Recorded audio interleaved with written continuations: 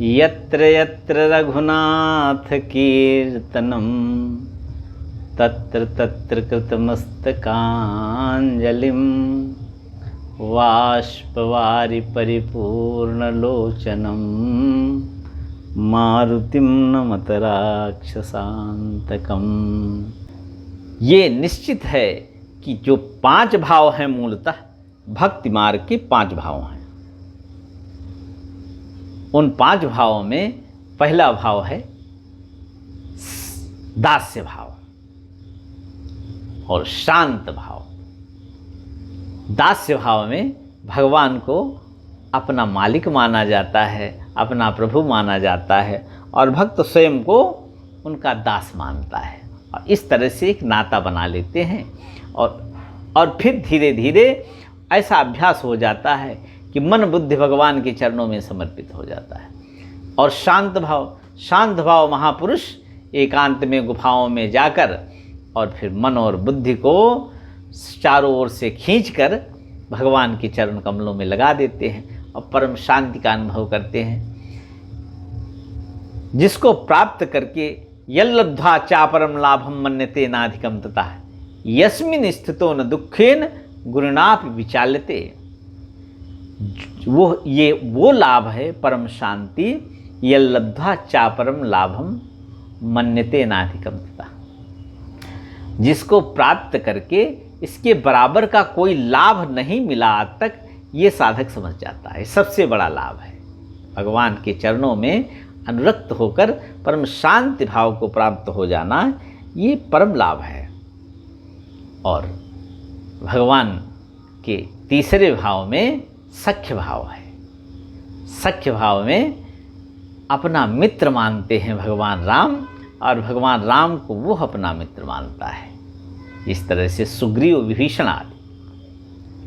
और चौथा है वात्सल्य भाव। वात्सल्य भाव में या तो भगवान राम को शिष्य मानता है साधक या अपना पुत्र मानता है, ये भी एक रिश्ता है। और 5वां रिश्ता है माधुर्य भाव। माधुर्य भाव में भगवान को कोई अपना जीजा मानता है। इस तरह से सांसारिक रिश्तों में कोई अपने को सखी भाव में भगवान से नाता जोड़ लेता है, सीता जी की बहन मान लेता है अपने को और भगवान को जीजा मान लेता है। इस तरह से भगवान को श्रृंगार भाव से पूजता है। ये 5 भाव तो मूलतः भक्ति भाव के हैं, लेकिन छठा वैर भाव भी है जिसको रावण ने सिद्ध कर दिया। रावण के जितने भी गण थे, उनके सैनिक जितने थे, रावण के यहाँ लंका में रहने वाले जितने भी निशाचर थे, वो सब वैर भाव के द्वारा भगवान को प्राप्त कर सके। इस तरह से भगवान राम केवल एक ही शर्त मानते हैं, जिस किस प्रकार से भगवान राम के प्रति मन और बुद्धि समर्पित हो जाए, सबकर फल खगनायक एहा, करिय राम पद पंकज नेहा। नेह माने स्नेह, स्नेह माने चिपक जाना। चिपक जाने का मतलब है कि मन और बुद्धि जब भगवान के ही चिंतन में और भगवान के प्रति ही संकल्प विकल्प में रत हो गई, तो समझ लो कि स्नेह हो गया, यानी चिपक गई। तो भगवान राम के चरणों में मन और बुद्धि का लग जाना, ये सब साधनों का फल है। सबकर फल खगनायक एहा, करिए राम पद पंकज नेहा। इसलिए जिस किस प्रकार से भी भगवान राम का भजन किया जाए, और भगवान राम ने कहा है कि जो वेद शास्त्रों में मार्ग बताए गए हैं, उन कर्मों के अनुसार अपना आचरण करने से अंतःकरण शुद्ध हो जाता है और फिर मन निर्मल होने पर उसको मैं अपनी भक्ति प्रदान कर देता हूँ, जिससे वो मुझे प्रेम करने लगता है और मन और बुद्धि उसके मेरे में समर्पित हो जाते हैं। इसके लिए भगवान ने गीता में कहा है कि मन मई अर्पित मनोबुद्धिर मामे वैश्यस्य संशयम। मन और बुद्धि को जो मुझ में अर्पित कर देता है, वो मुझे प्राप्त कर लेता है। और गीता के 7वें अध्याय में भगवान ने कहा, येषां तंतुगतं पापम जनानां पुण्यकर्मणां ते द्वंद्व मोह निर्मुक्ता भजन्ते मां दृढ़व्रताः। जिनके मन का मल, अंतःकरण का विकार पुण्य कर्म करते करते क्षीण हो गया, उनको फिर मेरे प्रति अनुराग हो जाता है। येषां तंतुगतं पापम जनानां पुण्यकर्मणां ते द्वंद्व मोह निर्मुक्ता भजन्ते मां दृढ़व्रताः। ये भगवान का सिद्धांत है, जिसमें भगवान कहते हैं कि जब पुण्य कर्म करते करते सारे अंतःकरण के मल निकल जाते हैं, धुल जाते हैं, तब फिर मेरी भक्ति का उदय हो जाता है। और भगवान शंकराचार्य ने विवेक चूड़ामणि में कहा, चित्तस्य शुद्धये कर्म न तु वस्तु उपलब्ध है। जितने भी शास्त्र में कर्म बताए गए हैं, इनसे चित्त शुद्ध हो जाता है। और चित्त शुद्ध होने पर क्या होता है, मन और बुद्धि अब धारणा के लिए, धारणास योग्यता च मनसा, मन में धारणा, अंतःकरण की जो प्रथम साधना है उसको करने की सामर्थ्य प्राप्त हो जाती है। धारणास योग्यता च मनसा, पतंजलि योग सूत्र में कहा। और धारणा क्या है, देश बंधस चित्तस्य धारणा। फिर मन निर्मल होने पर क्या होता है, मन निर्मल होने पर फिर वो मन एक जगह ठहरने लगता है। इसे कहते हैं धारणा। बार बार मन को एक ही के बिंदु पर स्थिर करने का नाम धारणा है। और धारणा के लिए मन को अगर तैयार करना है तो उसके लिए शास्त्र सम्मत कर्मों को जीवन में उतारना पड़ेगा। शास्त्र की आज्ञा को जीवन में धारण करने पड़ेगा। और भक्त के साधनों में भगवान ने कहा है, लक्ष्मण जी से पंचवटी में उपदेश करते हुए कहा है, भगत के साधन कहाँ बखानी, सुगम पंथ मोहि पावहि प्राणी, प्रथम ही विप्रचरण अति प्रीति, निज निज कर्म निरत श्रुति रीति। अपने अपने कर्मों का आचरण शास्त्राज्ञानुकूल करे, निज निज कर्म निरत श्रुति रीति। और यही राम राज्य है। राम राज्य में भगवान के कहते हैं, सब नर करहि परस्पर प्रीति। सब मनुष्य आपस में प्रेम करते थे, जिसको गीता में कहा, अद्वेष्टा सर्वभूतानां मैत्रः करुण एव च। किसी से जो द्वेष नहीं करता और सबको मित्रवत मानता है। भगवान कहते हैं वो मुझे प्रिय है। गीता के 12वें अध्याय में भक्ति योग में भगवान ने कहा, अद्वेष्टा सर्वभूतानां मैत्रः करुण एव च। मैत्री भाव हो, सबके प्रति करुणा हो, वो मुझे प्रिय है। और यही भगवान अरण्यकांड में कह रहे हैं कि शास्त्र के अनुसार जीवन जीना, यह अंतःकरण के सारे मलों को धुल देगा और संसार से वैराग्य हो जाएगा। क्योंकि धर्म ते विरति जोगते ज्ञाना। धर्म माने कर्तव्य कर्म। शास्त्र में जो हमारे लिए कर्तव्य कर्म बताए गए हैं, उनके अनुसार जीवन जीना, ये शास्त्र में कहा गया है कि इसके द्वारा संसार के प्रति वैराग्य हो जाता है। जैसे मनु और शतरूपा को संसार से वैराग्य हो गया, उन्होंने तो शास्त्रों में जितने भी यज्ञ आगादि कर्म कहे गए हैं उसका सविधि पालन किया, सांगोपांग पालन किया। इससे क्या हुआ, उन विषयों से घृणा हो गई और मन में इस बात का उदय हो गया कि जीवन में भक्ति का उदय होना चाहिए। यही जीवन का सार है।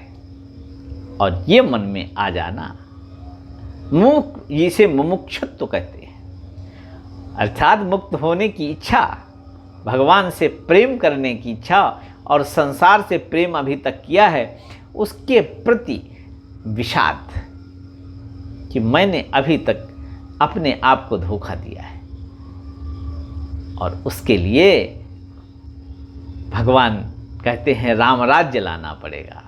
राम राज्य क्या है? सब नर करह परस्पर प्रीति, चलह स्वधर्म निरत श्रुति रीति।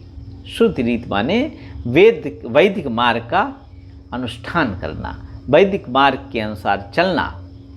और भगवान ने तो गीता के 3 अध्याय में यहाँ तक लिखा है कि अपने कर्म का पालन करते हुए राजा जनक जी परम विरक्त हो गए और संसार असार है ये समझ लिया और ब्रह्म क्या है ये देख लिया।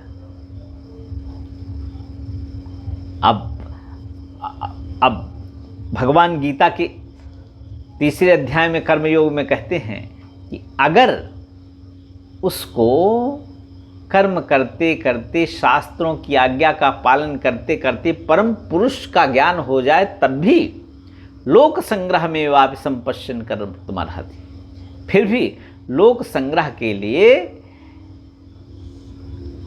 उसको कर्म करना चाहिए।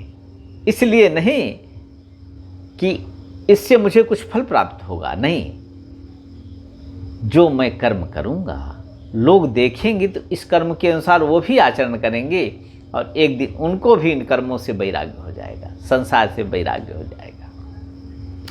कर्मणैव हि संसिद्धिम आस्थिता जनकादयः,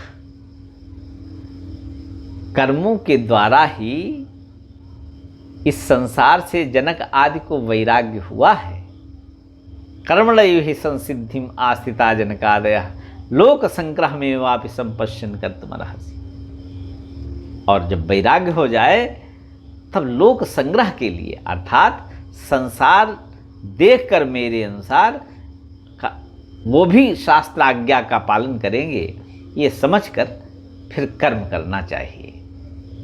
क्योंकि स्वे कर्मणि अभिरतः संसिद्धिम लभते नरः, अपने अपने कर्मों के जो शास्त्र में आज्ञा है उन कर्मों का आचरण करे, ये जानकर कि मैं भगवान की प्रसन्नता के लिए कर्म कर रहा हूँ, अर्थात इससे मेरे प्रभु प्रसन्न होंगे, क्योंकि उनकी आज्ञा का पालन ही शास्त्र की आज्ञा का पालन है।